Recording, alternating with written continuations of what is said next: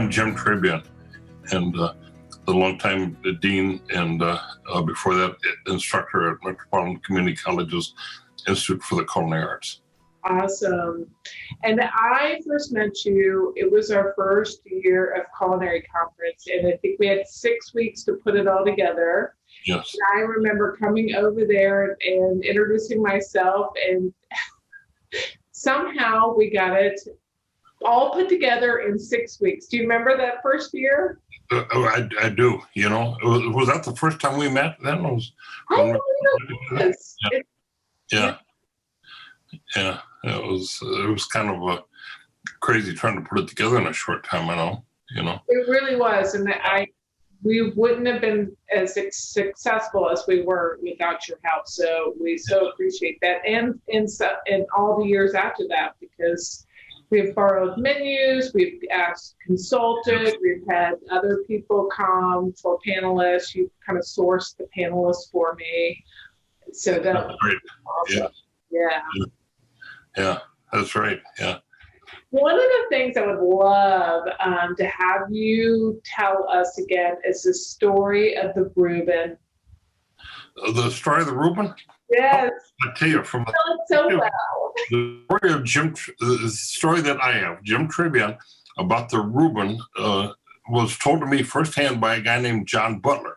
And John Butler was a young chef at the Blackstone Hotel, and he was there the night that the Reuben was developed. A guy named Reuben Kublikowski, who later owned Exarban Meats, was there, and they were playing poker late into the evening, as this bunch of guys would often do, and they asked for a sandwich, and one of them said, make it something original, make it something that we haven't had before, do something different. And so John told me that the chef there was playing around with the food in the kitchen, and he says, well, let's make this sandwich. Let's get some rye bread and let's put some sauerkraut on it, and let's put some Thalesheim dressing on it, and of course the corned beef, and they sent it out, and it was a hit. And they asked for more of these sandwiches. They said, would you send some more out? And they asked what the name of it was, and since Reuben was there and had asked for the sandwich originally, they said, well, it's the Reuben, you know. And now I know that New York City claims that the Reuben was developed there, but who could make up a story like this? You know what I mean? How many cities have a guy named Reuben that would be at a hotel and ask to have a sandwich developed and then have it named after him? I mean, it's quite a story, and it shows, I think, a lot about the creativity of chefs in Omaha from way back when. You know, I mean, the Blackstone was a famous hotel, and people from around the world stopped there and stayed there. And they had some of the best chefs there. You know, they had chefs from around the world that came and worked there, and so this just so fits together that a famous place like the Blackstone Hotel would develop a famous sandwich called the Reuben, you know, named after Reuben Kublikowski. Well, the other thing that I remember so well from the first conference was the menus that we put up. Printing of menus was going out of style, and people were starting to print them on their own computers because of the different processes that were being developed that made it easier, and maybe also restaurants were getting a little less informal. The printers were going out of business, and one of them called up Harold Norman, who was the executive director, the first executive director ever of the Omaha Restaurant Association, and said, Harold, I'm going to throw these old menus away. I'm cleaning out the shop because we're not doing this anymore. And I just thought of you and I thought maybe you wanted them. So he took them home and set them in a box in his garage, and they sat there for a while. He wasn't sure what to do with them. And then he retired from the Omaha Restaurant Association, and Jenny Warren took over the Omaha Restaurant Association as the second and still executive director. And Jenny called me up one day and she says, you know, Harold, gave me all these old menus, Jim, and I don't know what to do with them. And I said, well, I'm fascinated with old stuff. So I said, let me come out and see them. So I made her out there, and here's all these old menus from places way back, and have prices on them, like a hot roast beef sandwich, 25 cents, and immediately I just fell in love with them, and took them with me, and put them in a box and put them in the shelf at the ICA. And of course, then one day I'm talking to a guy named Bob Miller, who had retired from the food industry and started framing stuff. And he said, Jim, we need to frame these. We need to put them in frames, and so you can display them prominently, and we can display them at the Hall of Fame dinners and stuff. So Bob started framing them, and we started displaying them, and really down at the Culinary Conference at the Omaha Public Library was one of the first times that we'd really put them out where people could see them a lot. We had put them here and there, and in the meantime, I had talked to some of the people at Omaha Douglas County Historical Society too, and they had a few other ones that I got to see, and so this whole menu thing just really got to be a big issue.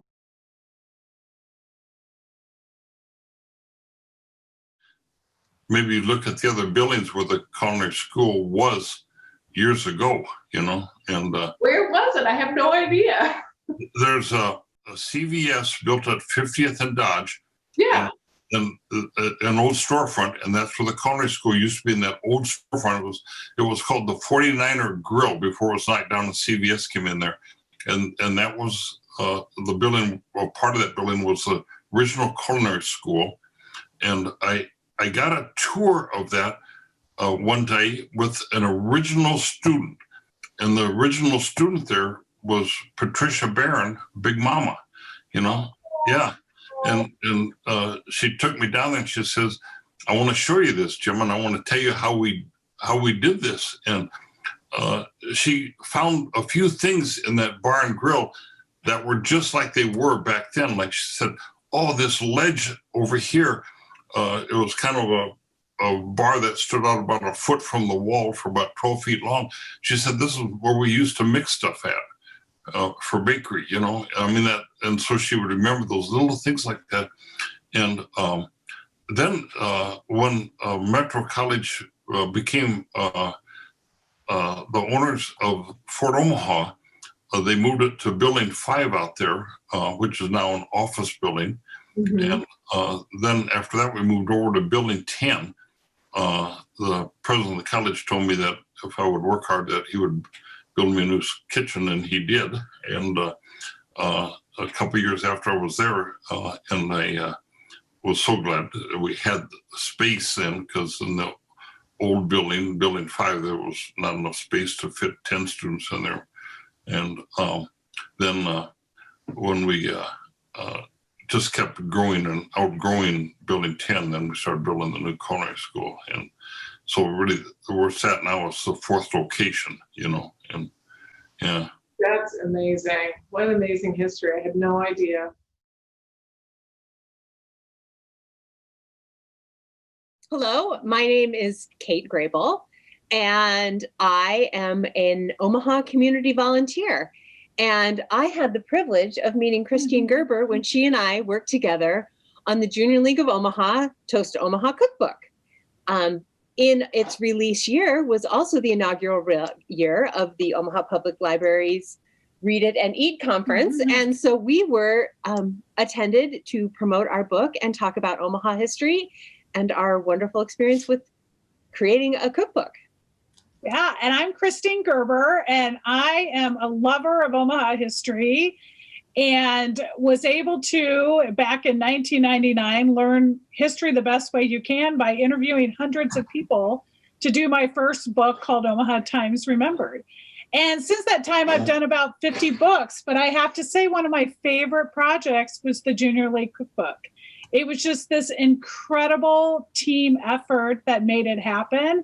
And so, to be able to come to the Culinary Conference, it was just a wonderful opportunity, I think, for both Kate and I to share this incredible experience we had with doing the cookbook. and share some really fun things that we uncovered putting it together. You know what I was thinking about, like when you tackled this project? So I'm going to show you a picture of, I think this might be the very first one. Oh, yes. Good find. Good find. Yes, Sarah Baker Hansen actually donated this copy to the library. I think so. We have a couple copies now. So this is our 100th year. In 2019, we celebrated 100 years of the League. So going back to pre-World War II, there was one that came out, and I think that's the one that you just showed. And then there was, in the 80s, it was Amber Waves. Mm-hmm. And then Toast to Omaha was our third one. And now the most recent one is called Century of Serving, which is the commemorative cookbook the Junior League just issued.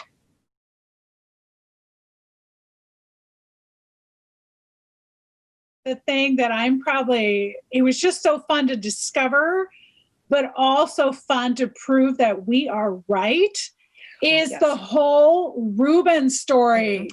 Okay, so, so first of all, we were so lucky to be connected. We reached out to the Nebraska Restaurant Association. Mm-hmm. We reached out to older sustainers, and really worked through them to identify old chefs, because we wanted to uncover all those amazing old recipes.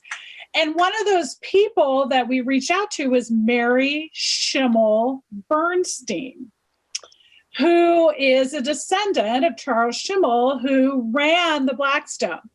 And Mary gave us a whole stack of recipes. In fact, we used several of them in the book. And one of those was the Reuben. And so, but we found out there's this big controversy of when the Reuben was invented and who actually, there's a place in New York who says, we invented the Reuben.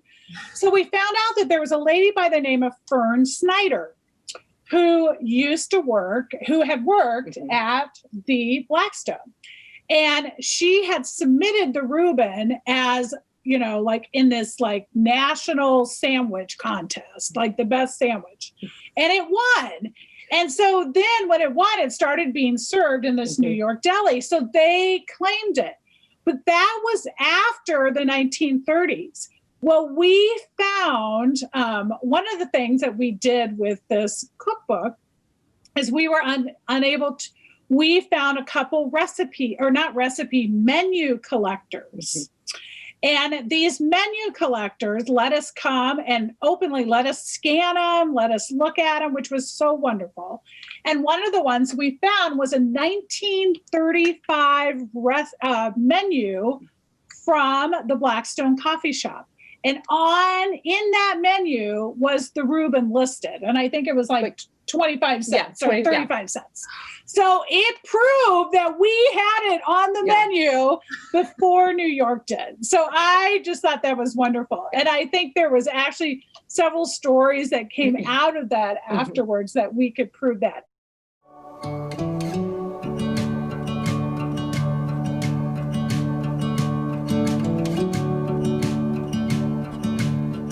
My name's Carla Marina Marchese, and I'm the author of the Honey Connoisseur book.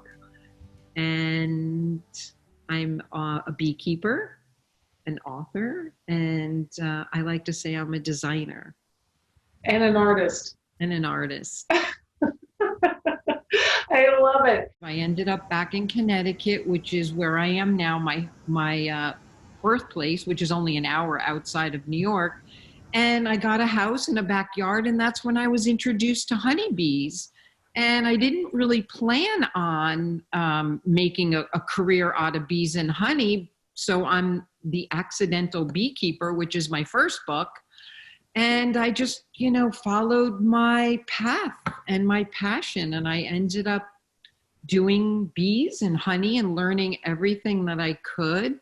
And then my second book, which is the Honey Connoisseur, which you have behind you. How nice. Is the book that I was invited to Omaha to talk about at your food, was it the food conference? Yes. It's Read It and Eat, a culinary conference. So very specific, because you have a book, so people are going to read and they were going to taste the honey. Yeah, and that was, the first time I had been to Omaha, but the first time that I heard a library doing something culinary like that, which I thought, what a great way to merge, writers, artists, and books and food together. And I was really excited to, come out to Omaha. I was very impressed with the whole program and even the town. We talked about the beautiful restaurant that we went to in the cute little town. But I remember the library was really a buzz. There was such a sense of excitement from everybody there working and setting up and organizing, and even the people that attended the conference and the talks, they just had this real sense of excitement and really just good energy there that day that I was speaking. I agree. It was an amazing day. Volunteers helping, and we were staging everybody's plates. They all got a cheese or two, and they all got a couple honeys to taste. And there was sometimes nuts and little fruits to nibble on in between. And it really ended up to be such a beautiful presentation. I was so happy that there was volunteers to do that. And then also, I think the people in the audience really got a chance to experience honey and different flavors, different varietals of honeys from different floral sources, which is not always really common.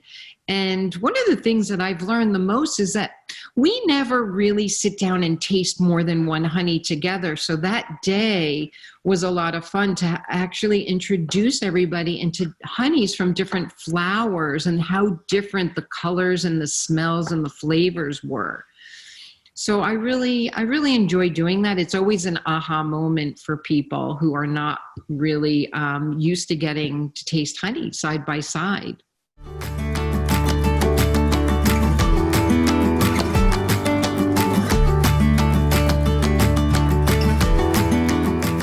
Hi, I'm Christianna Reinhardt, and I am the author of A Culinary History of the Nebraska Sandhills, which I wrote back in 2014 and presented at the Read It and Eat Culinary Conference that year.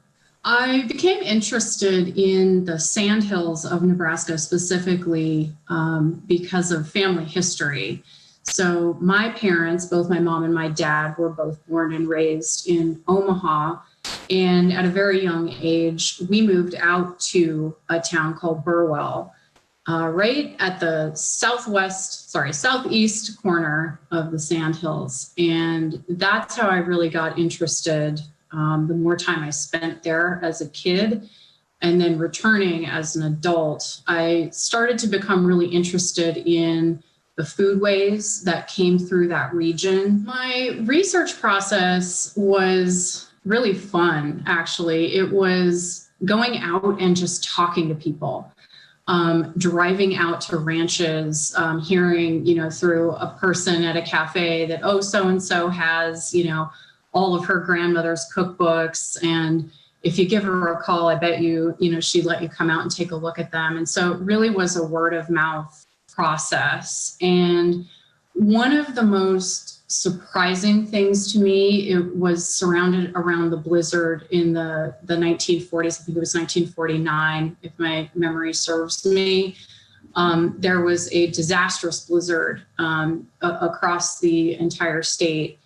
And people talked about yeast preservation and losing a lot of their yeast, like their yeast froze or went bad in the blizzard, or they couldn't get it delivered in the mail, which was how they would order it. They would order little bricks of yeast, and they didn't have it. And it was at least the Sandhills version of friendship bread, where someone finally got a yeast culture, and one of the ranch wives would send it out with a ranch husband to another ranch wife, and they repropagated yeast in a lot of cases on the ranches.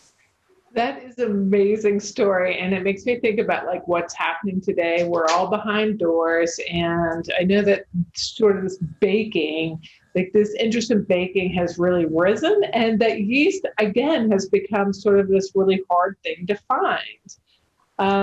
Yes, I fell victim to that too. This year during COVID, I realized my sort of panic ingredient in the kitchen is yeast. And I did the exact same thing. I went back to my own cookbook and was like, how do I start a yeast again? And started up a sourdough starter that I've had now for 6-7 months in my fridge. In terms of foodways, one of the things that struck me so much is when writing a culinary history, is that the Midwest tends to be kind of blanketed with this meat and potatoes reputation.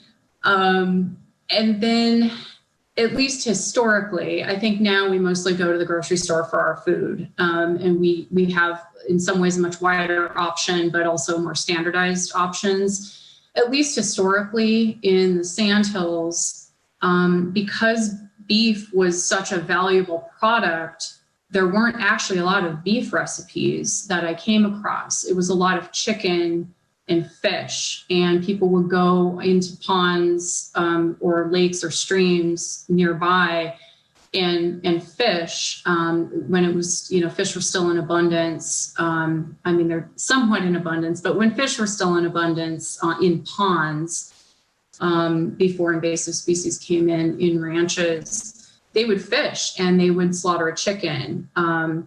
And those were kind of the primary protein sources. And beef was a very rare presence on the table. And it was generally would coordinate with potlucks or ranch dinners or special events. So that was something that kind of surprised me a little bit, how recently that was still the case. I would say up into the 70s, 80s, that was probably still the case.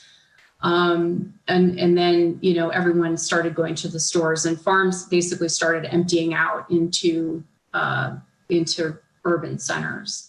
Thinking about cookbooks in general, do you have a favorite cookbook? I am using a cookbook right now quite a bit. Anna Thomas is an amazing cook. She wrote a cookbook called The Vegetarian Epicure.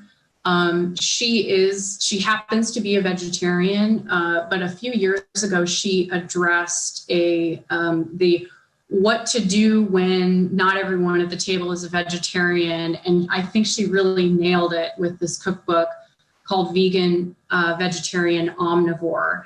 And in terms of recipe design, it's one of the best cookbooks that I've cooked from, because every basis of every recipe starts as a vegan recipe. And then it kind of steps forward. Well, here's how to make it vegetarian. And then here's how to make it with meat. And at every stage, every recipe that I've used holds up. So I love that cookbook. And I love her writing. Hi, I'm Amy Brown. I'm the former co-owner, co-publisher, and editor of Edible Omaha. We were a quarterly print magazine as the local voice for local food. What inspired you to, well, first, how did you hear about Edible Communities, and what inspired you to bring it to Omaha? Yeah, great question. My business partner and co-publisher, Lucy Wilson, and I had been searching for something really in the local food space. And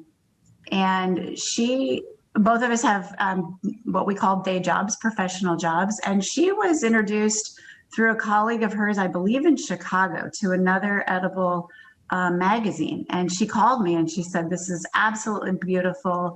They're telling stories the way we'd like to tell them. I think we can do this. And as finance majors, and that's our careers. We've worked in finance. That seemed like kind of a crazy idea, but the longer we talked about it, it fit.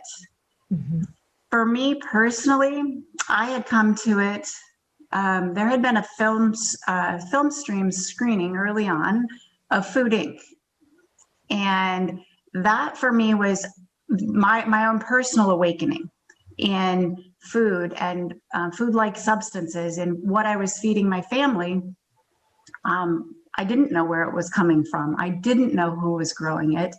And as a consumer and as a mom and a working mom, trying to get connected to the food community at that time was very, very difficult.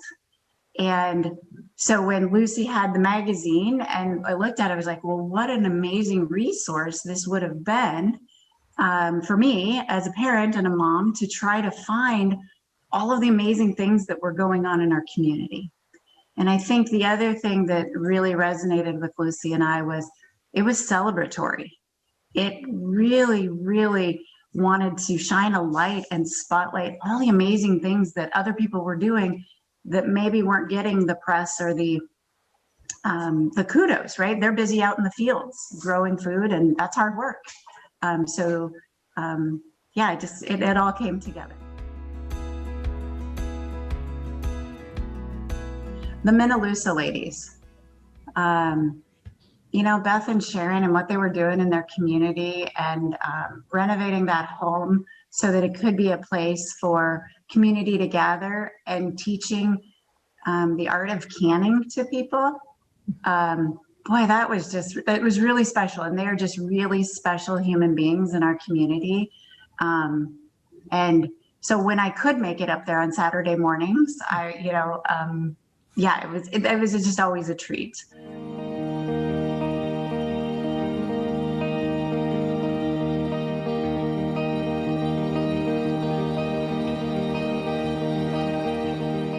Hi, I'm Summer Miller, and I am a food editor for a website called simplyrecipes.com. I'm also the author of New Prairie Kitchen, and I've spent the last 20 years in publishing, a good portion of that writing about food for different magazines and publications like Eating Well and The Edible, Omaha, and Saveur and Bon Appetit and things like that, Every Day with Rachel Ray. And now I'm in the digital media landscape. So that's where I live most of the time these days. Actually, the story that you heard me read at the One Book Festival, the Nebraska Book Awards is what it was, is the one that had, still to this day sits with me. And that was of Rhizosphere Farm. For a couple of reasons. One, they were the very first farm that I wrote about. And at that time they were renting land in Waterloo, Nebraska. Sorry, I think that my alerts are on. They were renting land in Waterloo, Nebraska. And then by the time I'd finished 4 years later writing the book, they had moved and purchased property in Missouri Valley, Iowa. And so we went back 4 years later and re-interviewed them and reshot the photographs. And for me, I really struggled writing that because of the balance of me as a journalist and me as someone who had grown very close to the two of them, to the farmers. And I had to tell their story authentically, which also meant telling information that maybe most people wouldn't want. And so I really struggled with that personally. They had talked about how it had been a terrible year. Nebraska had horrible hailstorms and just obliterated crops. And then you can get into the deal with commodity crop insurance versus produce farms and the difference with insurance and things like that. But anyways, they were not in a good place financially. The community had come together and hosted some dinners to help them. But I can't remember the exact dollar amount, but it was $250 is what they had made by July that year. And so, so really hard. I put that information in the book. That was a really hard decision to make. But I also didn't want New Prairie Kitchen to just be this, this false celebration of food. I wanted people to know about the value of coming together. But I feel like you value things when you know the work and the sacrifice that goes into them too. And by pretending that every sort of small farm story was about kids in pigtails, skipping to get eggs out of a chicken coop with their wire Pottery Barn basket, that I felt was the image that was constantly being portrayed. And that was not what I was seeing. And so as much as I wanted to have,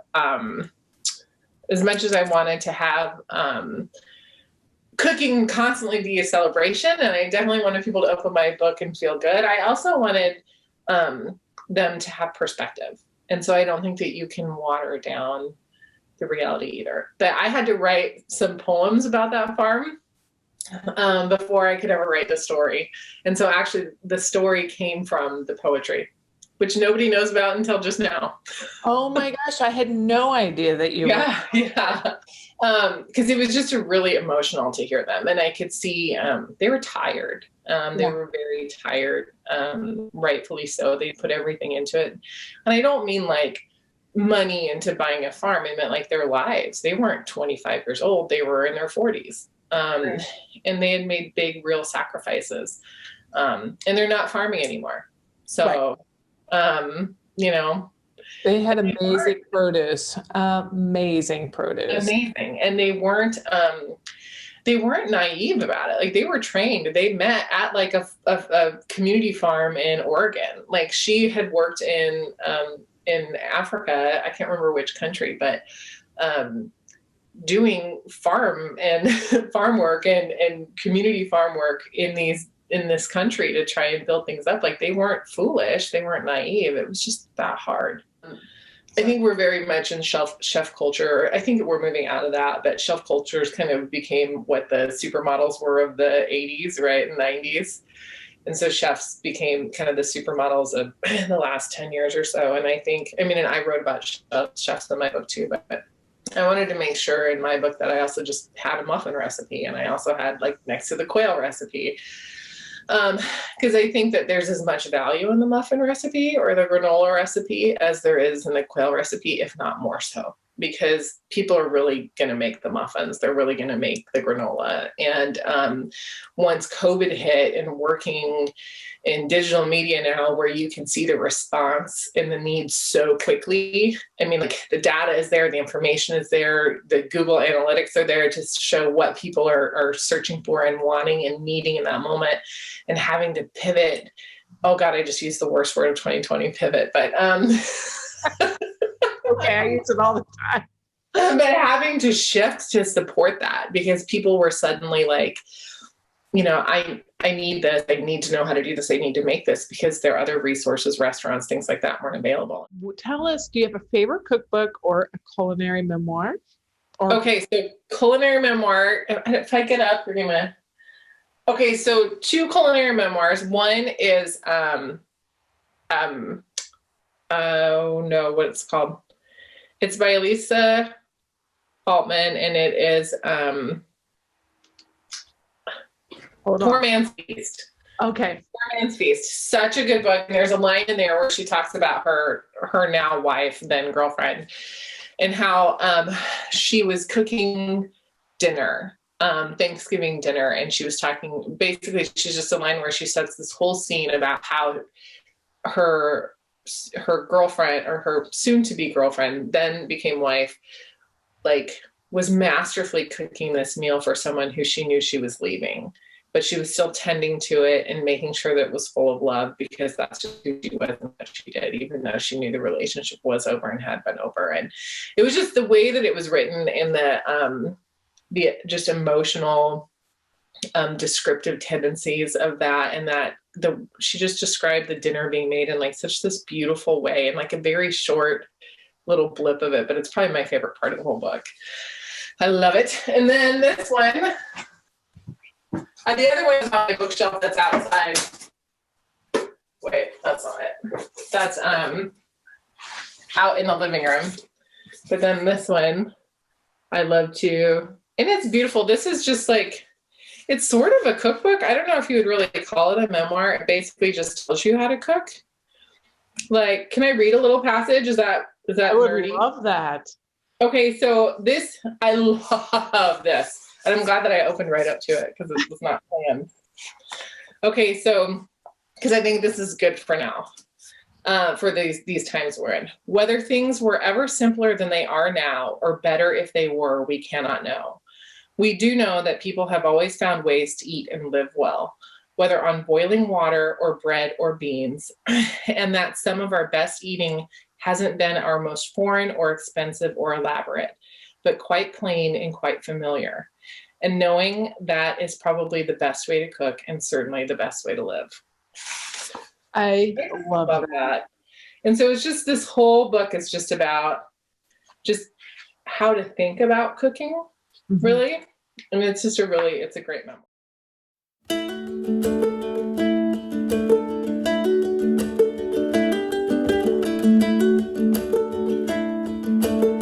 of the questions I've been asking everybody is if you have a favorite cookbook. I have so many favorite cookbooks. I can't. I know that's what everybody's like. They're like, I don't even know where to begin. One resource, there's a book called Culinary Artistry, which I kind of return to often, and it's more of like a resource than a cookbook per se. It kind of breaks things down seasonally. It has a lot of like menu writing tips and techniques. It has a lot of measurement stuff too, right? Yeah, measurements, those kinds of things. But then it also has like pairings, like say cabbage, just to throw something out there. And then it'll give you a list of all the things that kind of pair well, whether it's spices, butter, dairy, cheese, certain kinds of cheese, things that pair well with those ingredients. And you can kind of follow it all the way through. So you can start with, I've got a ton of pumpkins and I don't know what to do with them. Mm-hmm. Kind of gives you a 1,000-foot view or whatever of what might work. And it just kind of gives you a framework within which to start narrowing things down. Mm-hmm. So that book's always been great. And then I think probably my all-time favorite cookbook is Zuni. Judy Rogers is just an amazing chef, kind of, took the classic French Michelin restaurant technique and made it this kind of American casual, comfortable, I think she was kind of the trailblazer for what we're all trying to do now. Mm-hmm. I've always really admired Judy Rogers, and that was one of the, I think I got that book when I was 16 or 17. And it's just something that, I've gifted it to a lot of people that I've worked with. It's just one of those rare books that you continue to go back to throughout. And there's always something new. I've probably looked at every page in that book 100 times, but every time I open it, I find something new. Wow. It's a great book. That's amazing.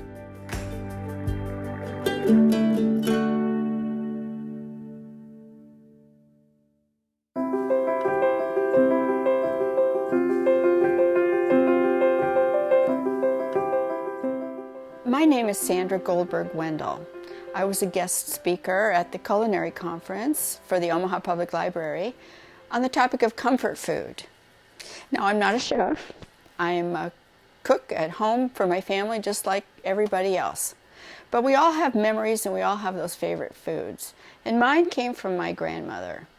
When she was older, she asked what I wanted. And she was talking about jewelry or china, and I said, I want your recipes. And I have the recipes. They were on recipe cards, they were handwritten, like many of you have. And so the idea is to take your memories and create a family book of them. Now, the first thing I did was created just a very simple book for our daughter's wedding shower. These are just my grandmother's handwritten recipes, copied and then comb bound at like FedEx office. And this is very simple to do, and you can make 12 copies and everybody gets one for Christmas. You've all seen the church cookbooks, which are always fun, where they compile everybody's recipes. You can do that too with your family recipes. But I took it a little step further. I created an entire book dedicated to my grandmother, and it's titled Jewish. And you don't have to be Jewish to enjoy these family recipes. But the fun part about these recipes is that they came with stories. And sometimes the stories are even better than the recipes, but actually I think my grandmother's stories and recipes are pretty awesome. Her cheesecake, made in a simple springform pan, was a finalist in the Waitress musical contest here in Omaha. But my favorite story about that cheesecake, which we called cheese pie, is my grandmother was bringing it in from the kitchen during a family dinner, and she maybe had a little too many martinis, and it ended up upside down on the carpet. Now, This particular cheesecake had the strawberry glaze. So you can imagine what a mess it was. But we scooped it up and we ate it with spoons. So that recipe came with that story.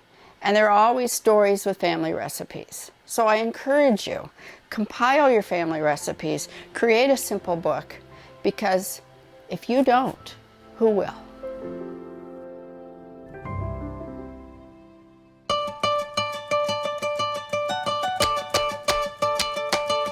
My name is Sarah Baker Hansen. I run a food blog at sarahbakerhansen.com, and I am the director of communication at Secret Penguin, an Omaha-based boutique branding agency.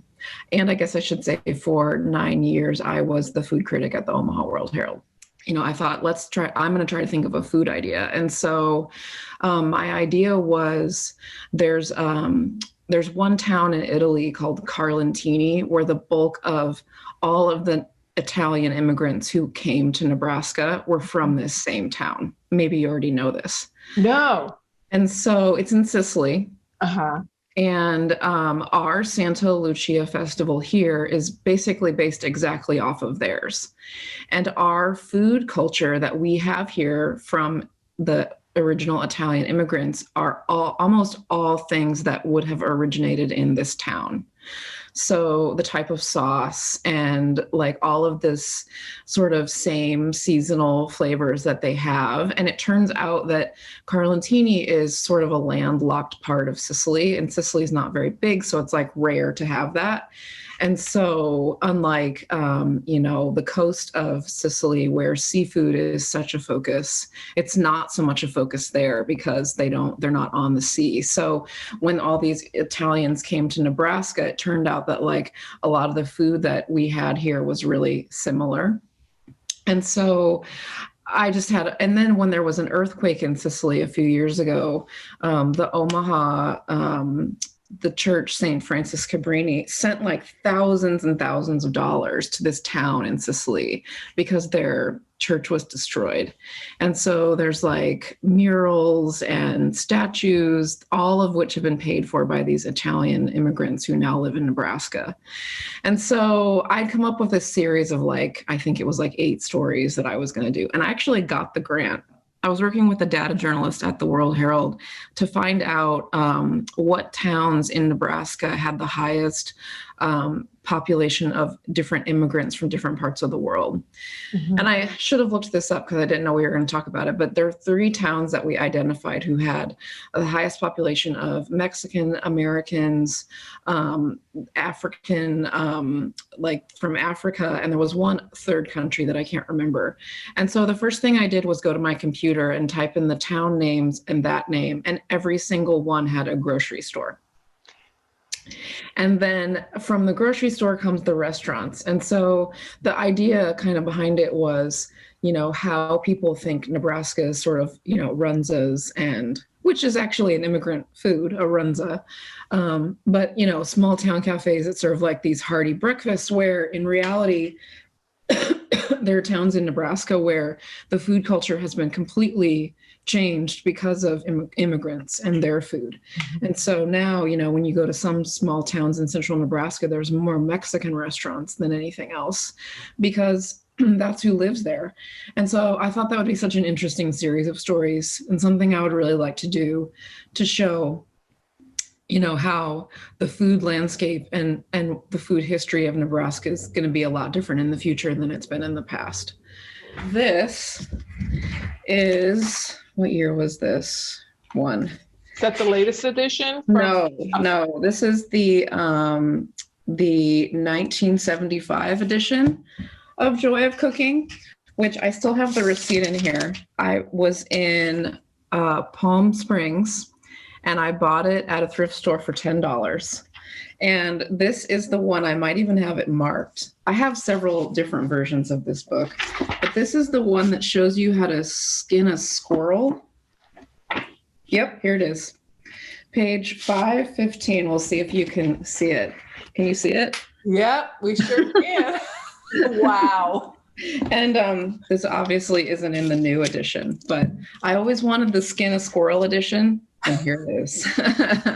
one of the cookbooks that really, when I was first learning how to cook, was Mark Bittman's How to Cook Everything Vegetarian.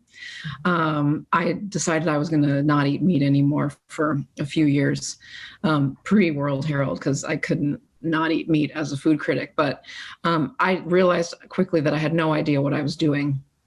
And I couldn't just survive on like fast food and junk food like I had before. So I had to learn how to cook. And so that book really taught me a lot of basic techniques that I didn't know. And some of my favorite recipes are still in that book. So that one I think has a special place for me. And let's see, I have a huge library of cookbooks in my other room. But I would say those are two that I really go to again and again, for sure. I love Ruth Reichel, of course. I was lucky enough to meet her when she came to Omaha and sit down for like a 10-minute conversation with her, which was just for sure one of the highlights of my, years in food. I just admire her so much. And her book, I think it's the one with sapphires in the name, about her years as a food critic and sort of the challenges that she faced as the first woman who was the critic at the Times. And how she sort of isn't really recognized for this in a lot of ways, but how she sort of revolutionized the type of restaurants that the Times reviewed. Like before she was there, they only reviewed really fancy high-end places, and she wanted to review like hole-in-the-wall, Asian spots. And the previous critic before her would actually write letters into the New York Times and complain about the restaurants she was reviewing because in his opinion, they weren't worthy of the Times. And so that is so interesting to me. So I love that book. So the blog is sarahbakerhansen.com, and I write essays. I've shared one or two pieces of content that have really been meaningful to me during the pandemic. One is an essay from Chef David Utterback of Yoshitomo, which is incredible. I'm hoping to continue to broaden the voices on the website. And I also send out a free email newsletter every Thursday. You can subscribe to it on the website. And I'm really proud of it. And I write new and original content for that every week. I should say almost every week. Some weeks I am too busy to do it, but most weeks you'll get one in your inbox, and you can sign up on the website. So I just wanted to mention those two things.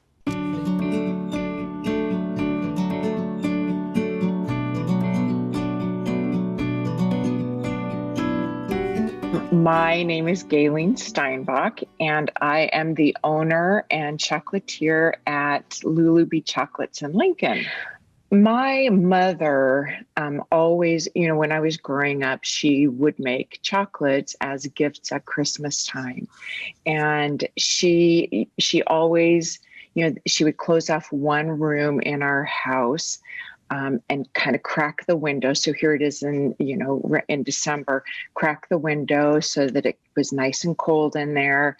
And she got out a big marble slab, and then she would sit there and she would just hand temper, and she would work on the marble with her fingers, dipping these little lovely pieces of fondant that she had made previously. So she would take that little ball of fondant and make it, and then, put it to the side. And to indicate what flavor was inside, she always put like a swirl on it. So like an O or an L or an M, for mint, whatever one it was. So, I grew up with my mom making chocolate, basically for Christmas, for gifts. And even though that wasn't something that I ended up becoming a master at by any means, it definitely has always been a part of my life. Then fast forward to, I don't know, about 7 years ago or so, my mom sent me a box of chocolates for my birthday. And I opened them up and they were absolutely stunning. They were gorgeous, and I had never seen anything like that before. And there's 4 of us in my family, and we all appreciate good food. And so, we cut up all the bonbons, all the pieces into fourths, and we each sampled it. And I was blown away by how much flavor was put into these beautiful little morsels, that it just piqued my interest. And I was just fascinated. And so I started reading everything that I could about how you make bonbons. And I started reading recipe books about making chocolate and ganache just for fun. And so I was just trying to absorb everything that I could about the craft. Soon thereafter, then I started experimenting and playing and tasting and sharing, and it just continued to grow. And then my family and friends were like, you really should just try and see if you could make a business of this here in Lincoln. And so with lots and lots of encouragement and support, I started my business 5 years ago here in Lincoln. And since then, the thing that's so great, I love this part because this is one of my full circle moments, is that I ended up meeting the woman who made those chocolates that my mom had gifted to me. I ended up meeting her at a conference, and she now has become a very dear friend and a mentor to me. So that's really pretty exciting. Awesome. So we've asked this question from every person that was able to record with this. Do you have a favorite cookbook? Well, I do. I have. So, and does it have to be chocolate related? No. Okay. My family, we love Asian food. And I came upon this book, this recipe book, years and years ago. And I tell you, it has traveled halfway around the world with me. And that is Spices of Life by Nina Simmons. And it is, I've got pages that are stuck together. I like to write in my, I take notes, add more of this, or, less of that, or double it, or, whatever. So this is probably my favorite cookbook, just because the recipes are really, really fairly simple. And the flavors are just amazing. So I think she does a fabulous job with really bringing some great flavors to some Asian dishes that you can make at home. So that's my favorite one. Awesome. Thank you for sharing. You bet. I'm Kim Reiner. I am a first-time author. I wrote the book Lost Restaurants of Omaha. And it's a nonfiction book looking at the history of some iconic restaurants of Omaha and why they closed. And I was at the conference in 2017. My day job is actually not a writing necessarily. I do marketing and PR for Omaha Children's Museum. But on the side, I'm a blogger, I'm a freelance writer, and I dream of writing another book someday. Awesome. And we have your book right here in the background. So what inspired you to write this book? Well, I was contacted by the publisher first off because I have been writing about Omaha since 2013. I've been writing about Omaha, things to do, restaurants of Omaha, and it was in my wheelhouse. And I happen to have been a journalist in my past life. I worked at the Daily Nonpareil. And so when they approached me about this topic, it really did suit my interests. I do enjoy research and I love restaurants. And so it felt like a good fit for me and a good first book to explore what it would be like to publish a book and go through all that. How long did it take you from start to finish? Oh boy. It was about I want to say about a 6-month process, because I was still working full time and raising kids. And so the research process was a long part of it. I mean, I wanted to find restaurants that weren't only very recently closed that people knew about, but I wanted to find some hidden gems. And so that took some digging around and then finding photos for it. So finding art to go with it was a part of the process I wasn't expecting. And so that was an additional about a month worth of seeking out photos. And one of the things we were so excited about you writing this book and having you at the conference is every year at the conference, we borrow all these restaurant menus from Metro Community College, which has a beautifully framed about 100 different menus. And it's part of the look and feel of the day. And everybody gets such pleasure to go up and actually look at them and reminisce about all these restaurants that used to exist and that they may have like attended as an adult or a child. And all these memories that just flourish from just looking at the wonderful menus. And I wondered if you had a favorite of all the lost restaurants that you looked at, if you had a favorite that you just really loved the story or that was just so unique. Oh boy, there were a couple that just really surprised me. I think the one that I did not know about at first was Hansen's. It was one of the oldest restaurants in the book, and just the story of the owner was rather haunting for me. Just his story of how he was beloved. He had this other restaurant that was very popular and famous, and he thought he would make this grand restaurant that he had been inspired by European cafes, and it just sounded like this opulent place, and it just did not work, and it was just a downfall of this beloved guy. So Hansen's was one that kind of stuck with me. And then I think also, and I'm going to draw a blank now, Italian Gardens, I think was the name of it. And just the story of how there was a bomb set off before it opened. And there was all this kind of mystery, and even talking to some people in researching the book, even though this was kind of an older restaurant, a lot of people kind of heard the story, or they kind of knew, but no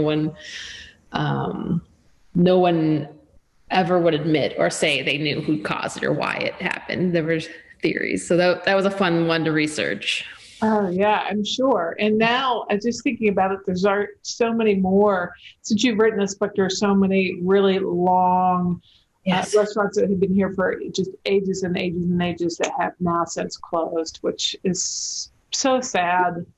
I think Bohemian Cafe was the last one that I had included in the book. And then since then, there were a few more favorites that have closed. Yeah, including King Fong's and just a lot of really interesting restaurants. That it is very sad, but I just love that you've captured their history, because I think that's one of the things that it's so fleeting. Like, these restaurants could be only like here, maybe even a couple years. Some of these were here for a long time. Some may not have been, but it's so important to capture that history. And I think I love that you did. And I hope that we as a library and everybody else continues to do whatever they collect, from menus to stories and everything else.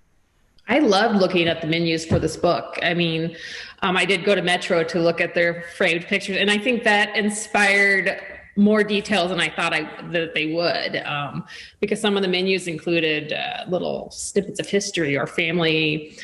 They had photos on them, and then to see the prices too. That was amusing to see, like French cafe prices at the beginning. Right, and how beautiful their menus were I believe they're in cursive, if I'm remembering correctly. Or just almost, I don't want to say works of art, but they were just very well made. Like, we're not, you'd be used to see now paper menus and QR codes.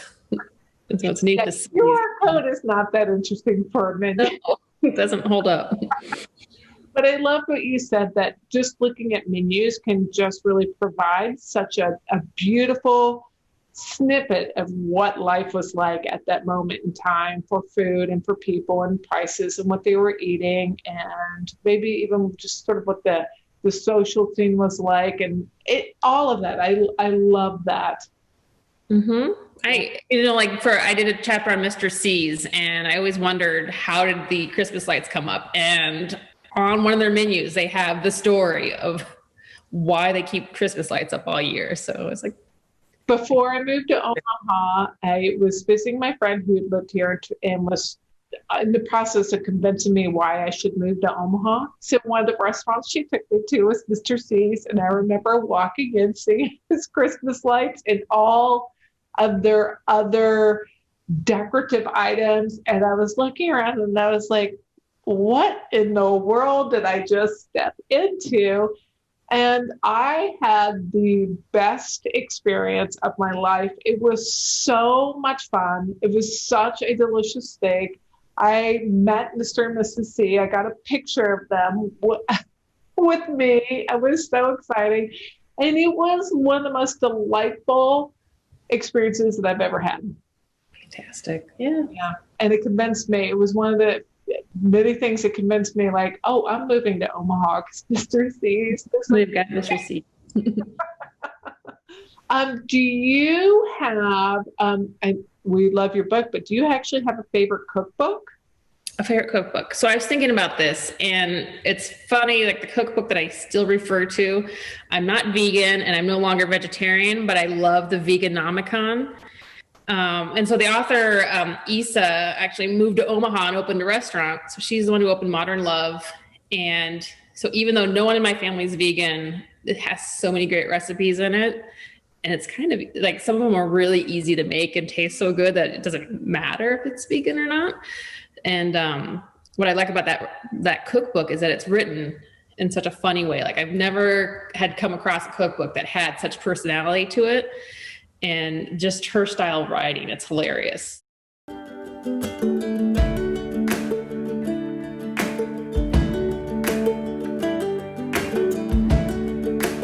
name is Sharon Omack, and I have owned Honey Creek Creamery for about 10 years. And I make goat cheese and goat milk gelato. And so we opened up a seasonal cafe last year and called Stanley Snack Shack. So I integrate the cheese and the gelato, and we have our own beef and things there. So that's really been hopping. Awesome. Where is that exactly? So we're just south of Hitchcock Nature Center. We're on the old Lincoln Highway, and the crossroad is Mahogany. So it's ironic that we are like the ultimate COVID restaurant, because we have a service window and all outdoor seating. Tell us, like, what is your, like, maybe your best-selling cheese, and what's if you've come out with a new cheese this past year? I'd say that our best-selling cheese tends to be the cranberry horseradish, believe it or not, and the basil garlic. We do a fun Little Italy, which is the heirloom tomatoes with red onion and oregano. So it actually tastes like a pizza, but it's all integrated in the cheese. And so it's really, really good. What I tend to do, is use the seasonal fruits and vegetables. So we just do a fun, like just peachy, and, we do a lot of different ones every month. So people always ask, well, what's your favorite? And it's like, well, that's kind of like choosing a kid or something, or it changes all the time. So is there a reason why it's called Stanley? Is there a story behind that?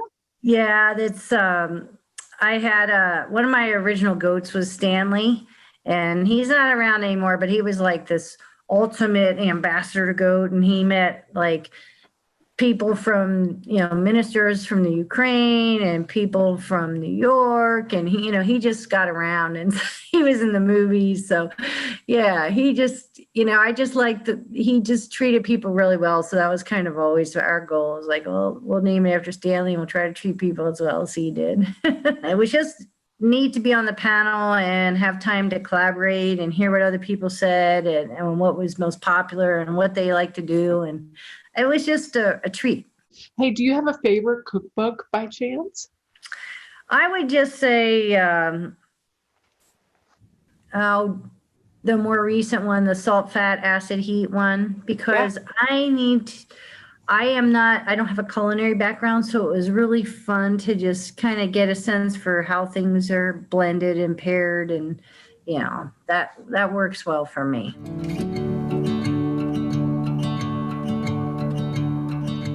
All right. Hey, I'm Lisa Purcell. I am one of 4 owners of Myrtle and Cypress Coffee House in Gifford Park neighborhood in Omaha. So we make our own house-made, now fully organic almond milk.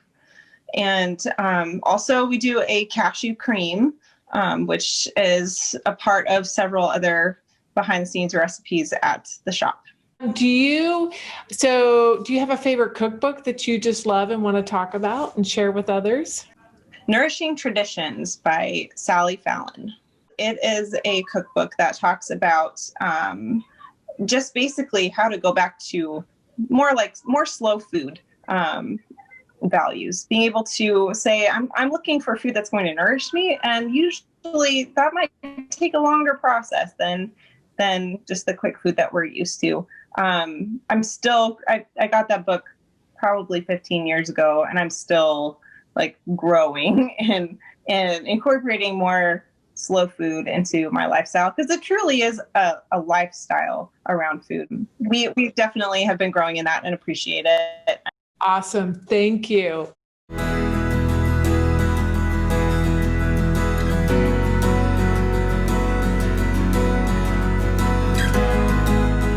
I'm Tracy Wells. I work with Saving Grace Perishable Food Rescue. I'm the Director of Development for them, and I'm just really glad to be here. Thank you. How many years have you been doing it?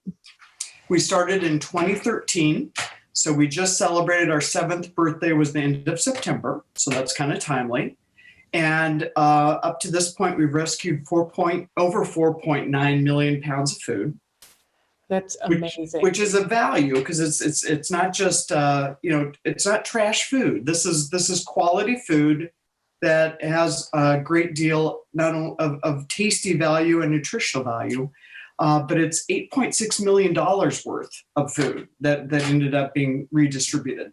Right. I'm just curious if you, one of the questions I've been asking all the panelists, and if you have a favorite cookbook. You know what? I actually went through my cookbooks today. Yeah. And I've got them in categories. Is that a little too much? No, that's amazing. A little librarian at heart there. I do. So I've got the ones, of course, I'd have to have from our culinary arts one. These 3 are some favorites. An Everlasting Meal, Cooking with Scraps, of course. Mm-hmm. And I also have Waste Not, which is a fabulous cookbook. It is. Yeah. So these are all things that are interesting to me personally as well as professionally. Hi, my name is Nancy Williams, and I'm a co-founder, and I serve as the president and CEO of an organization called No More Empty Pots. And we are a grassroots organization that works in food systems, and we are a shortcut to what we do is we champion for everyone to live their best lives on their own terms by giving them equitable access to healthy food, education, employment, and entrepreneurship opportunities. Do you see the book behind me? Yes. Do you want to tell everybody, tell our audience a little bit about that book? So that book is called Good and Cheap, and it was written by I think it's Leanne Brown, and she did it as part of a project for school, but it had such great response that now they publish this book, and you can get it for $5.19 per copy. Excuse me. When you order directly from them, and they will ship it to you.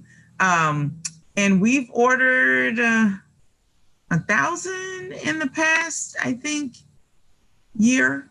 In the past 9 to 12 months, we bought about 1,000 copies of this book. And the reason we share it is because it's more than just recipes. It helps you cook seasonally with flavor, which is important, at a really low cost, because most of the recipes that are in there are under about $4. And you can feed, 4 to 6 people from those recipes. I like it because it has like information you need if you don't cook a lot, or if you don't feel strong in math. There are conversions, there are explanations of different cooking techniques, and there's a chart that it doesn't cover specific for every region in the United States for produce, but it gives you a seasonal calendar of what you can expect to be ready, so that you can anticipate what you might be cooking, or if you're looking to do something different, or if you want to try it, like if you're interested in squashes, now is your moment. For the next few months, we will have a plethora of squashes, and that book helps you look at that and figure out when those times are, and then delve into doing things. And they have recipes from a lot of different cultural traditions. So you get a chance to try out things as well. I remember there's a recipe in there for dal. It's one of the ones I marked that I thought that would be good for us to prepare and serve. I like it for myself because it's creative. You can get really creative about using ingredients and not having to spend a lot of money, but eating well. And I like being able to eat well regardless of what you have around you, and empowering people to do that in a way that they have access to the information, they have access to people who can talk to them about it if they need that, and then they can go explore further if they find that really interesting. I also like it for what we're doing at No More Empty Pots, because we make 2 different recipes at least each week. And when you're doing, 1,000 to 2,500 meals in a week, you need something that you can make a large batch of. And so we have these 30-gallon steam jacketed kettles. And some of the recipes we've done have been from Good and Cheap. And when people taste it, they can then go to the cookbook and explore that further on their own and make whatever changes that they want to make. That is amazing. I love that. Now, do you personally have a favorite cookbook? I do. I will, and I pulled my props off the shelf before I got over here. One of my favorite things, though, is I got a Food and Wine magazine subscription a few years ago now. And I say years because I lose track of time. I was going through stuff in the freezer and found stuff from 2017 and wondering, how is that still here? Because it's not that big. And I swore I cleaned this out last year, so I don't know how I missed that. So I have a stack of Food and Wine magazines, so I know I've been subscribing for a while. But I love the covers, and I just happened to have okra from a neighbor, and I had some shrimp, and I haven't made this exact recipe yet. It has catfish in it, and I haven't bought any catfish, but my aspiration is to cook the cover. I want to get to a point where each month I am picking a recipe and I'm cooking something either from the cover or from within to give myself a different experience, but to share with others and hopefully encourage people to take risks when it comes to cooking and not just feel like you have to play it safe. Because even if you don't have a lot of money, there are ways that you can do things to be curious and experiment with food that will help you in other parts of your life. I think curiosity is one of the most important things, the values you can have. So don't be alarmed, but I'm about to show you my favorite cookbook. This is it. And so I'm going to do the side. That is amazing. Yes. That's And a so loved cookbook. Yes, and you see what this is, 1979 annual recipes. Love. I got this book as a part of 4-H in 1980. So I have had this book longer than I've had my children or anything else almost besides me. I've had this cookbook for a really long time. This is 40 years from going to college, going to grad school, having kids, moving different houses. I've had this cookbook and I've stuck all other favorite recipes within the cookbook. So that's another reason why I wanted to ensure that we were distributing the good and cheap cookbooks because there's storytelling in them as well. And I love stories. And when I have stories and food, it's like a natural high for me. And I know what this book means to me to be able to recall different moments based on what recipe I'm looking at or how I've modified something in here. So when I was younger and not as confident, if I didn't have all the ingredients, I would go through and make the changes before we had the internet to be able to search for things. Like you had to look other places. We understand that. Yeah, the library is great for that. And now we have search, and so we can find it without going there, but I still love the library because you still get to be embraced by, it feels like being embraced by curiosity because each one of those spines represent something that you may not know that could connect with your story and journey of being. So it's like, that's what I love about the library. But this is my favorite cookbook.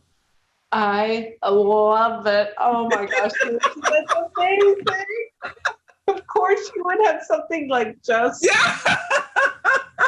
Yes, this is just so many years. And remember when they used to, I don't know if they still do this, but they used to put recipes like inside. Yes. So, why recreate it? I just took the whole thing and stuck it in the book. I don't need this to be neat. I have recipes from friends. Miss Jenkins was a dear friend. She was either 110 or 113 when she passed. She doesn't quite know because she didn't have a birth certificate. And her birth was recorded in a Bible that got, misplaced some time ago. And it was about 5 years ago she passed. But she had some of her favorite recipes. And I have a couple of her cookbooks because she was a cookbook fanatic and she loved food as well. But she also wrote out some of her recipes longhand. Oh my gosh, that's amazing. Yes. And so I have them tucked in this book. It's like my safety deposit box for recipes is this cookbook. And one of the things that I've cooked more often than I expected to was her green tomato pie. So it's about that time. So if folks have a lot of green tomatoes that, you can make this pie, but it tastes like apple pie if you were to make it with Granny Smith apples. And she loved her apple pie and this green tomato pie with a slice of sharp cheddar cheese, delicately placed across the top while the pie was still warm. So like the edges just caress the edge of the crust and then she would eat it. Is this a secret recipe? Well, I think it is because I've only shared it with a couple of people that asked about it, but she would be thrilled that more people would be eating this green tomato pie. I mean, there's so many rabbit holes you could go in having conversation about Miss Jenkins, but she was an incredible woman, had gone back to school in her 50s, became an elementary education teacher, taught at Kellum, but really understood the power of food and how it connected all of us, and how it had the potential to transform as well. Because if you're nourished, then you can do a whole lot more things. And then if you can do a whole lot more things, you can do it for yourself and for other people. And that's how transformation happens in a community.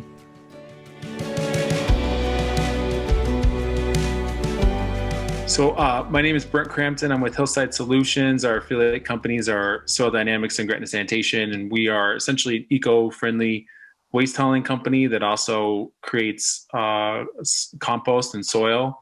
And we were fortunate enough to be guests at the last year's Culinary conference, sitting on that panel, and so actually that was my only experience. But what I loved about it was I don't feel like I get to sit on a lot of panels with my colleagues, so to speak. So to be up there with Lee from Exist Green, who's like the zero waste queen of Omaha. I don't know if she's ever been given that title, but that's what she is, and we should run with it. And, or like Nancy Williams of No More Empty Pots. It's like she's like the gateway keeper of all things food security in Omaha. And so for a while we've been working with businesses and diverting their compostables from the landfill, but we hadn't built that bridge between residential and the industrial composting process until we built this program called Compost Club. And that was a game changer, the first time in Omaha type thing that people had access to industrial composting, which is a key essential portion. Like if people are really trying to move to zero waste, it's like old school veganism. You could do it in the 70s and in the 90s, right? But it takes a lot of work. Whereas now you just walk into a grocery store and it's just like, what cool thing are you going to buy that's vegan? And someone did all the hard work for you. A version of that's what industrial composting is like, is the prepackaged way to live a zero waste life without having to do all the excruciating work.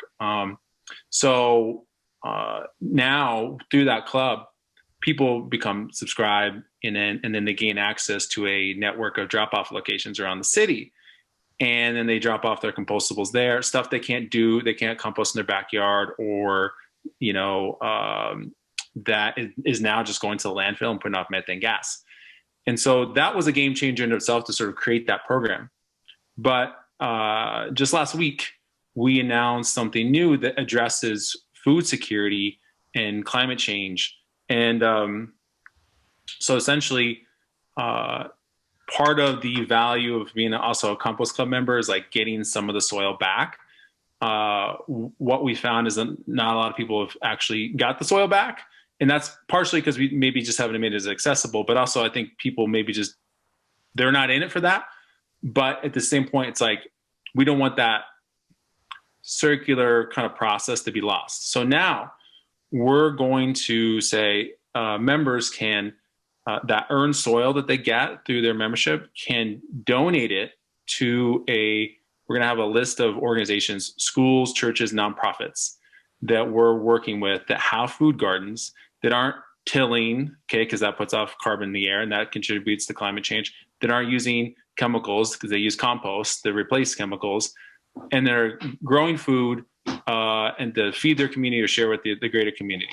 And so now people can donate their earned soil to those food gardens and basically contribute to, food security, helping reverse climate change, promoting, something that we're all in our sustainable future. I mean, we're pretty much all going to have gardens in our backyards. That's just one of the things we're going to have to do. And so that's taking a step towards that. So that's new. Being in this industry, it's like there's a lot of mystery and resistance around just composting at home if you have a yard, and if you really get down into it, it's really simple. And there's no reason why you can't start today with stuff just laying around in your house. You don't have to spend money on all this fancy stuff or get a turner or a can with charcoal lid or anything like that. Like you can just do it. And it's a wonderful, it's so great to be a part of that circular process of our food system. And it will make your food at home taste better. They'll teach your kids, normalizing the composting thing. Composting is not fringe. Like start them from an early age, and that will just be the de facto of what everybody does. And it's such a great time to do it too, because people are hanging out at home so much. So it's like here's a home activity you can do with your family, and see some really tangible benefits from it. So other than that, love for them to know about Compost Club, and just hopefully jump on this new program we're doing, and just thanks for giving us a platform to share this stuff. So absolutely, that's great.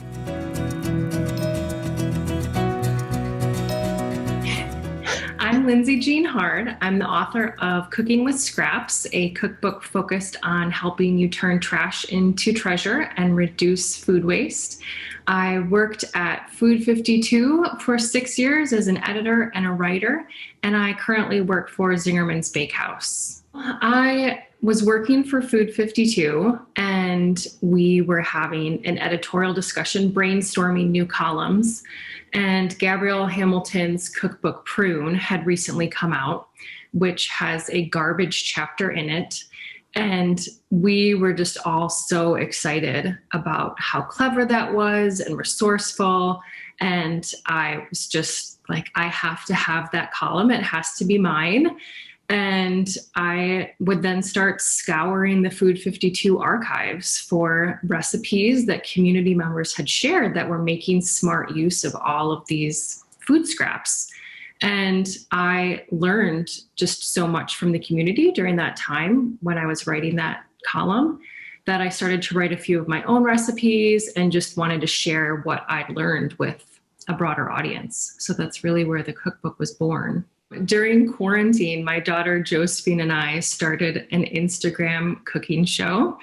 We're the dynamic baking duo, and it's really been a blast. I mean, she was not super into cooking with me before, but I think just, all of us spending every waking hour together for days and weeks and now months on end, something switched, and the idea of her being filmed while we were cooking together made all the difference. And now, she's plotting ahead and figuring out what recipes we're going to do next and how we can fit it into 10 minutes. And it's been really fun. I love cookbooks. Like, I love reading them and getting to know the authors. And I feel like with the popularity of blogs and people needing to write for SEO, I feel like there's a little bit of a pushback sometimes on like, why are people writing such long head notes? Like, just give me the recipe. Like, I just want to get to it. But I love the head notes. I love the introductions. I love hearing the people speak to you and tell you the important things about what they're cooking. So there are multiple authors that I feel like I trust and know at this point, so I turn to their cookbooks often. But if pressed to choose one this year that I've most been cooking from, I would say it's The Modern Cook's Year from Anna Jones. Awesome. Thank you. Very cool.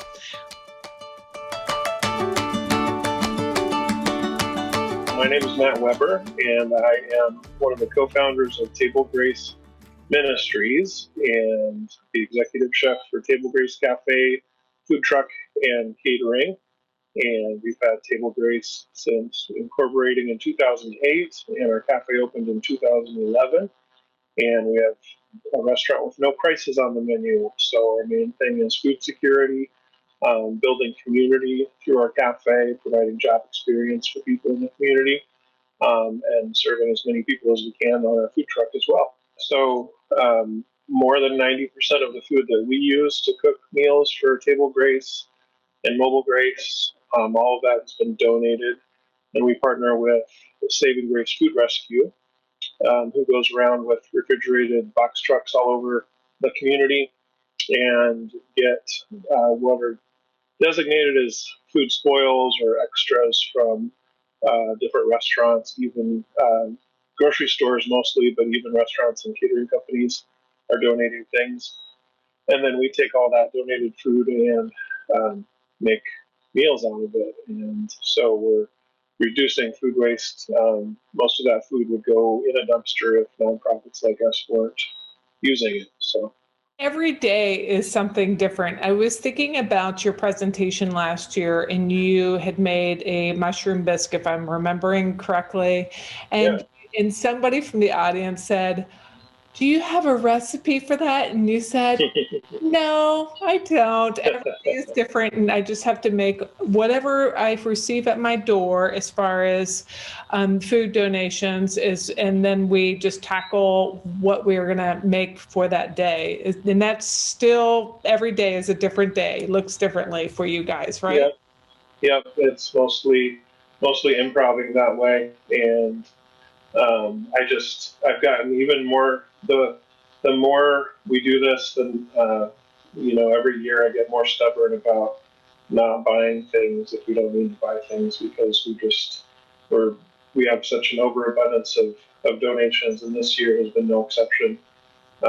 So we take what's given to us and make great food with it. One of my favorite cookbooks that I got when my sister is almost 10 years older than me, and she was going to college in Chicago, and this had to be back in right around the turn of the century, and I remember going into a used bookstore in Chicago and picking up this book. It's kind of an antique. It shows up there. It's called Thoughts for Good Eating. Yep, I can see it. Yep. Yeah, and it's Houghton Mifflin, and I'm looking to see 1975. It looks like. Wow. My favorite recipe in the book is chicken Parmesan casserole, and I make it every Christmas time, around Christmas time, either for Christmas or New Year's. And it's like my wife's favorite thing that I make, and it's actually chicken and eggplant and prosciutto layered. So, and then the chicken is poached in white wine, and then you make the tomato sauce from scratch. There's lots of garlic and butter in it, and you bake it with Parmesan cheese on top, and it's really delicious. That's probably my favorite cookbook. That's amazing.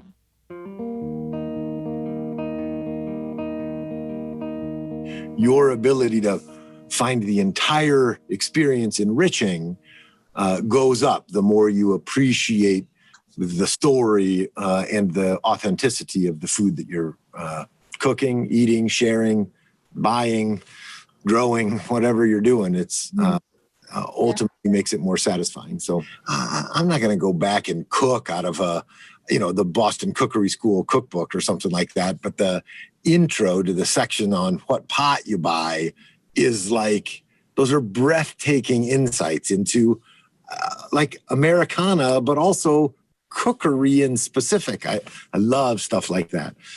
I love that we've been building more of our curriculum to be connected and inspired and kind of rooted in that stuff, that we went from, hey, let's teach you a repertoire of dishes, to let's re-lens the whole thing, so that what we're doing is teaching a humanities course on, pottery and art, but then the throughput is the food that they ate. So we may still be making the same dish, but instead of coming at it from the chef's lens, you come at it from the author or the painter or the potter's lens, and then end up with the food being the most tactile throughput of the humanities, right? That so tactile it's frequently not considered a humanity, right? That it's, that it disappears, right? It can't live to inspire the ages in the same way that the book or the art piece or the other thing could. But those are the things that informed and inspired the cook in the first place, or frequently the cook was the same as the potter or. So the two new classes we have, one is called regional cuisine, but the other is humanities and food culture. And those two classes now are changing the game around here. So people now are approaching it from an entirely different footing, right? It's more about reading Willa Cather and then deciding how did we cook on the frontier, rather than trying to go backwards from contemporary, Minnesotan cuisine and seeing where it came from. We're starting with the story and then saying, where are we now? It's super cool to me because it's sneaky. Like I think of it like the strategy is the same way you feed your kids vegetables, right? That you still have a burrito. There just happens to be some zucchini in there too, right? So we can't say, hey, everybody sign up and read Willa Cather. Nobody would come. 5 people would come, not enough people would come, right? But so if we do this, where we integrate it into this class that's still about the repertoire dishes at the end, you get everybody excited about it, and they also learn about the ancient Greeks and why they, rub pine tar inside their clay pots. Like you get that side of it and the outcome of it. It's too exciting. Because I'm super curious, like what is your favorite cookbook, culinary memoir, whatever it is? I am hands down a Kitchen Confidential guy. I was lucky enough to read it before Anthony Bourdain was famous for having written it and then going on to the TV shows. So I didn't read it with him as the central character of the story, right? The public persona of him as the central character of the story. I got to just let the page speak to me straight up. And so I don't know. I mean, maybe it's going to get back that way now that he's no longer with us. I don't mean that to sound like a good thing, but I think that new generations that could approach that book now could read it with the same naivete I was able to read it with, right? That his persona, his life writ large won't overpower the writing and the story in the book in the next 10 years, probably. But so I read it 20 years into the biz, right? So I had been in the business 20 years before I read that book. And it was the first book that made me laugh and cry and pump my fists, like in the same chapter of, oh my God, my mom needs to read this. She'll finally understand who I am. It's inspiring. I want to pursue more endeavors like this. It was pretty spectacular. And it was tied to a time and place. I admit that, right? That it's not going to be the same to everybody, but Kitchen Confidential it was a home run moment for me when I finally read it. Like I knew I belonged on the other side of that. And that was pretty cool.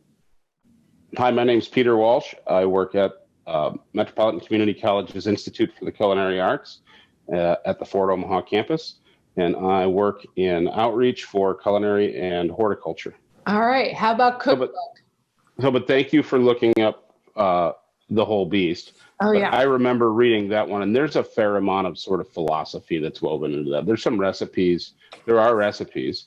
But there was a lot of just philosophical utilization of whole animal. And Fergus Henderson he's like the Woodwright shop. He's like the Roy Underhill. I love the Woodwright shop. It's very close to my heart. But he is the Roy Underhill of the OG Rick Bayless book, his first, that is just like, and I've probably cooked half of this book. Like, I think it's the one cookbook that I've cooked the most recipes from, because I got on this Mexican jag before I had kids, and it just was tremendous to kind of go prep by prep and start building this knowledge. And it does that in such an effective way. And for a white dude to be able to teach Mexican cookery in as heartfelt and authentic a way as he does, I was really impressed with it. This is one of my faves. And every recipe in here's, if made with fresh produce, is just unbelievable. The other genre that I'm getting into are these culinaria books. So did I do that upside down? Probably. Yeah. I can't tell. So this is Germany. This is the first one I got. It was like clearance at Barnes and Noble. And you had one of these on a shelf you were showing us earlier, but they index like every weird food in a culture and help you understand what region it comes from and regional produces. And you can't suck down more about German food in general than you can reading a book like this. Now, are the recipes fantastic? Not necessarily, but in terms of understanding regionality of German cuisine, Spanish cuisine, Thai cuisine, like they're just outstanding. So I've got a whole bunch of those.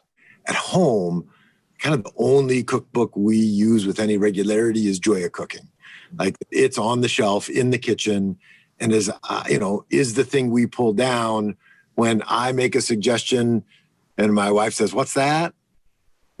She pulls it down and goes, "Oh yeah, that sounds good," instead of asking me to explain it because, I'm her husband. She doesn't want me to explain those kinds of things. She wants to read about them. But it's also the place where you go, for the crepe recipe or the, things where you need it to have been meticulously worked out so it works, right? That I'm not looking to it for inspiration. I'm looking to it for foundation, right? To say, okay, if I'm going to do this, how many eggs do I need to make crepe batter? Like, those are the kinds of crepe batter is maybe not the best example because that's a pretty easy one to just remember after you do it a few times. But, to make a cake or to do any of that stuff, like it is full tilt for sure, 100% tested and ready to go. Like you screwed up if the recipe doesn't turn out. Like, that's the game that I love about Joy is that you get extensively tested and put together recipes. So I love that as a cookbook. Yeah. But I also love the instructional level explaining kind of cookbook that comes from La Technique, right? So Jacques Pepin's classic, which is fantastic. We bought these paper back copies. This one's torn in half. But so we could, tear out pages and say, look, here's how you flute a mushroom. Like he's got every recipe has got hands on the chicken explanation of here's where you cut in order to separate this joint from that joint. Like it's culinary school in a book. Like if you cooked La Technique cover to cover, you will be an incredible cook, period. I mean, I'd put it up against probably any other tome as a thing to say, you and your grocery store want to go through culinary school together, here you go. Like you will be excellent on the other side of this. I mean, you got to find yourself fresh Dover sole and live lobsters and all that stuff, but it would be as good as going through Julia Child cover to cover for sure. And I mean, it's no wonder the two of them were great buddies, right? I mean, it's that kind of book, like designed to teach cookery, not to be a repository of recipes. That's what Joy is, and I love it for it. But this is designed as the driver's ed manual, not the driving directions in recipe repositories. Both valuable things, but very different things. My third book, and this is a hard choice, but I'll call it maybe food justice or food activism kind of book that really turned me on to the genre, let alone the central mission of the book, is Omnivore's Dilemma. Okay, I have another genre, Amy, that we should talk about maybe, which is fiction. Yes. We don't give it much traction. I like to pretend that I don't love fiction because, I'm supposed to be a serious person. But the truth is, I devour fiction when I do finally read it. Yeah. And so I love it. And I'm sad that I don't celebrate it more than I do. And so the one that I will put up that changed my mind dramatically was your fault, Amy, is that I read Kitchens of the Great Midwest when Jay Ryan Straddle, thank you, was coming to the culinary conference. And I mean, it's one of the few books I've devoured as quickly as I did. Like, I mean, it was probably a 2-day read for me. And I don't mean that it was, lighthearted or something, but I just was, he caught me right away and told an incredible story that, while fiction, was just replete with accuracy and truisms that made it awesome as a professional cook to read and hear those kinds of stories. And I don't know, fiction I'm Irish. There's no way I shouldn't love fiction, right? I mean, that the great Irish writer said that you should never let truth get in the way of the story, right? Like, and that's what he did, is that he told a story that was true at its heart, but, was made up. Like, and it was.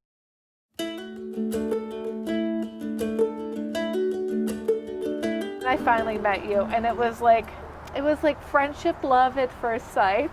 Absolutely, a bonding. It was a instant bonding. Yeah. And then I remember I had been promoted to adult services manager, and Gary Wasden, the director at the time, who we both loved so much. Love Gary. This decade wouldn't have happened without Gary. I agree. And I remember somebody saying, we have a budget.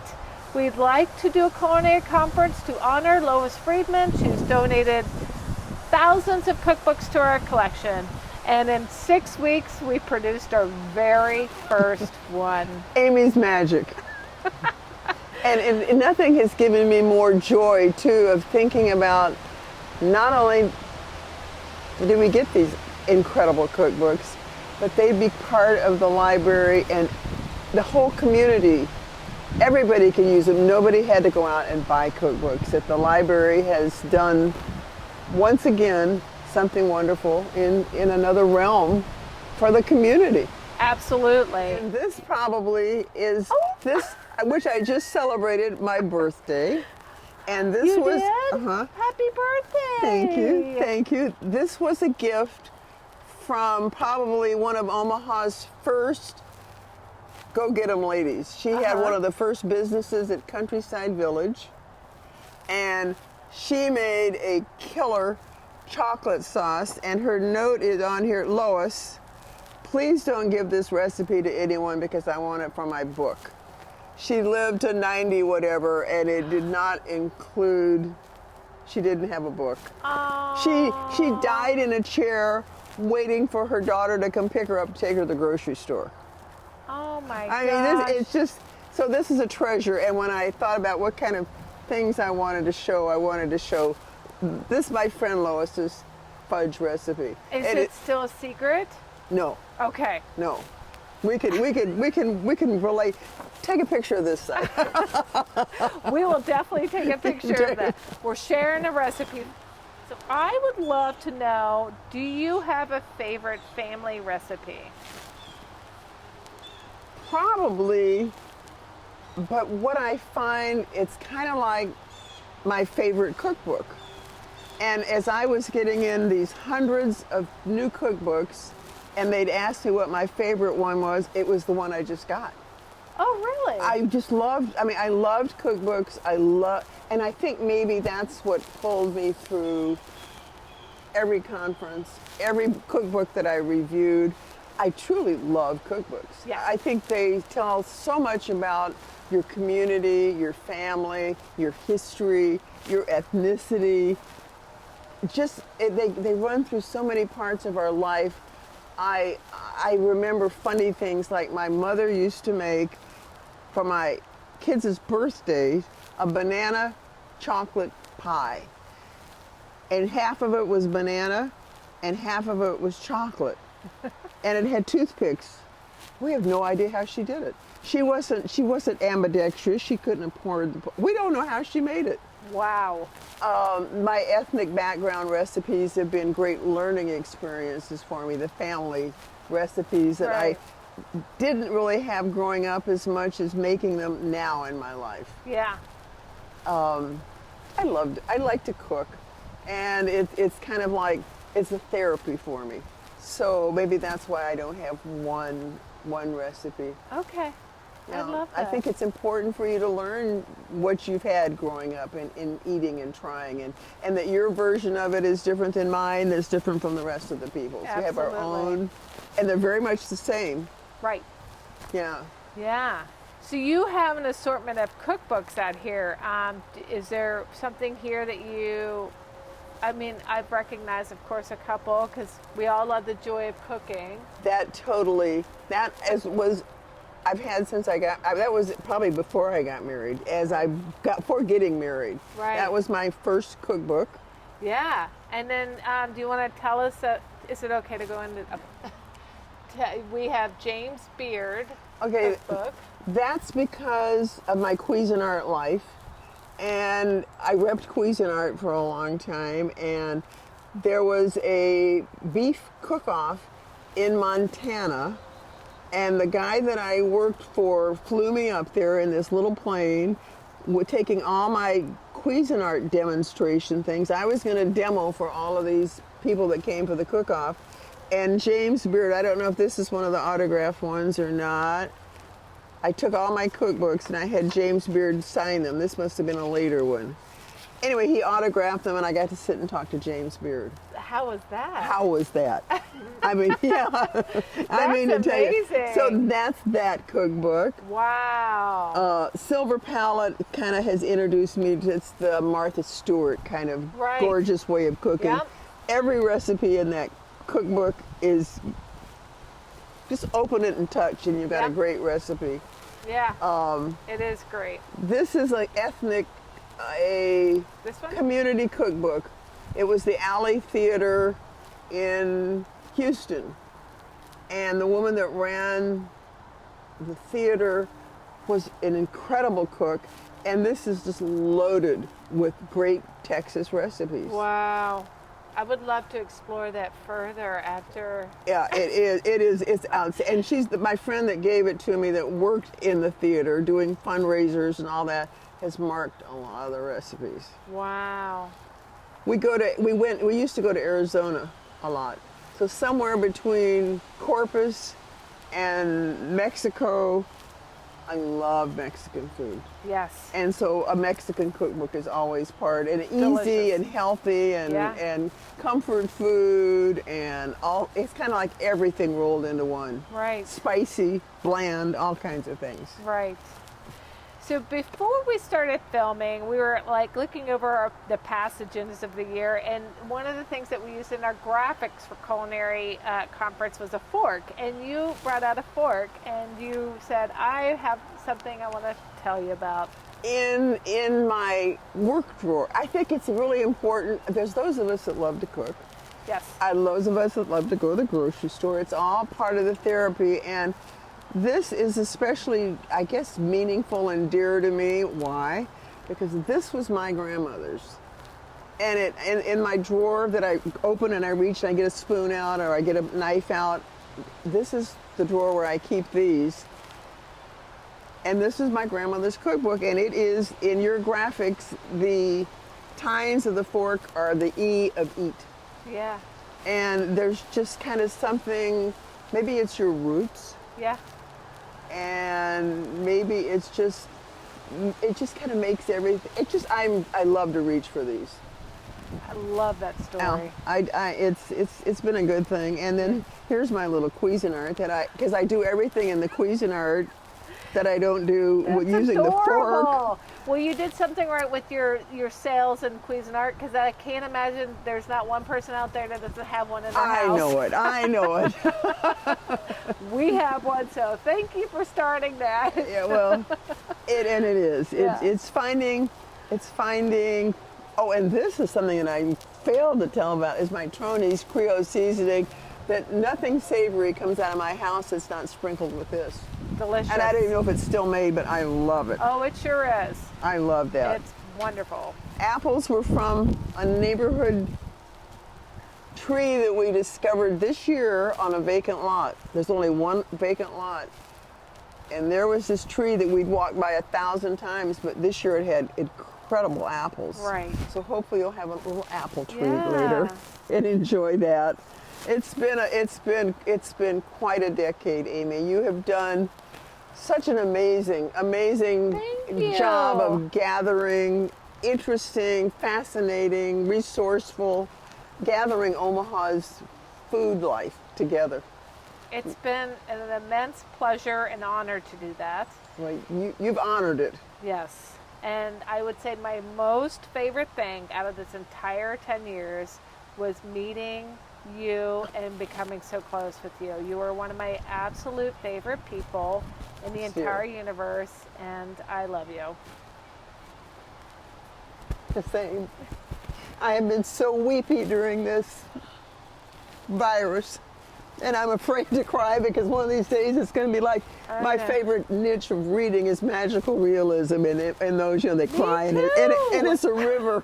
We constantly are finding fun things in common. Yes, we are just. It's been quite a show, and it'll go on. We'll find another way that our lives will come together with food. Oh, of course. And we'll bring the library along with us. Yes. And I wish Gary were here. Gary should know. Gary should be, because he was the one that breathed life into what I should do with the cookbooks. Yeah.